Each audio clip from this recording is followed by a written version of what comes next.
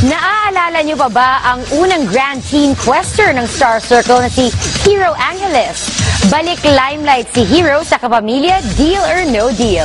Nagpapatrol, MJ Felipe. At ikatlong maswerte ay everybody's Hero! Taong 2004 nang tanghalin si Hero Angeles bilang Star Circle Quest Grand Questor. Naging patok ang kanilang love team ni Sandara Park na Hero-san. Pero matapos ang sunod-sunod na kontrobersya, naudlot ang showbiz career ni Hero. Habang malayo sa limelight, naging abala siya sa pagiging full-time art enthusiast. Nakapag-exhibit at nakapag-conduct na rin ng ilang workshops. Ngayon, mapapanood muli si Hero sa ABS-CBN.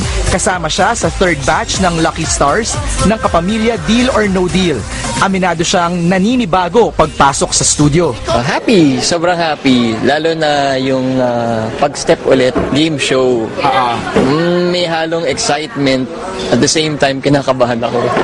Matagal-tagal din siyang nawala sa spotlight, kaya na-miss niyang umarte. Hopefully, makapag-arte ulit.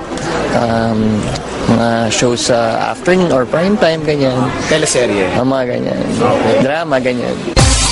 Bukod kay Hero, kasama rin sa Batch 3 ng Deal or No Deal Lucky Stars, ang mga beauty queens gaya ni Ara Arida at MJ Lastimosa, ang pulis na Mr. International Neil Perez, mga komedyante na sina Vandolph at Bayani Agbayani.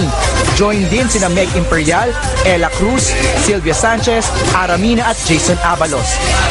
MJ Felipe, ABS-CBN News.